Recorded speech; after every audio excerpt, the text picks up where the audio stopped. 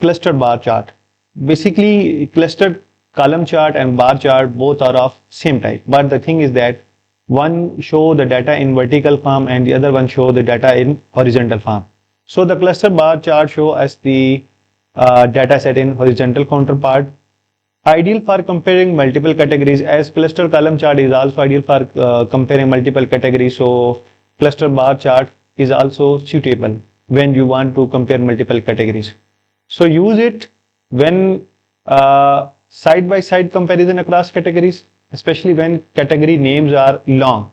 So in case of clustered column chart, it is difficult to understand what the category name is because the length is very small. But if you have very large category names, then it is better to opt this cluster bar chart in order to get the best visual for your data set.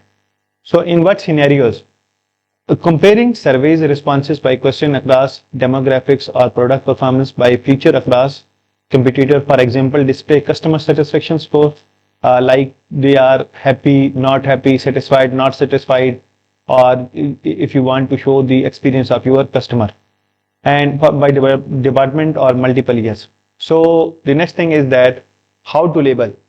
Again, on y-axis, for as you see that in clustered column chart, we label on y-axis numerical values. But if you are working on cluster bar chart, then the things will be reversed. In case of cluster bar chart, we will be taking categorical data on y-axis and numerical data on x-axis. Then legend, data table, labels, and tooltips. These are the extra options. If you want to add them or if you want to on them, it's up to you. But if you want not to on them, then again it's up to you. It totally depends that what type of data set or what is the requirement of your customer or your client, that what he or she wants to you represent the data set in the charts.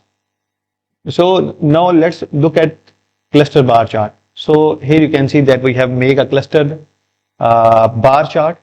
As you can see that on y-axis we have taken the categorical variable and on x-axis we have taken the numerical variable, that is sales.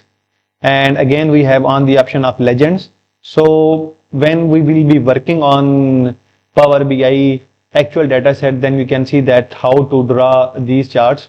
So here you can see that value is on x-axis and on y-axis we have categorical data set. So this is how you can label your x-axis and y-axis on your Power BI.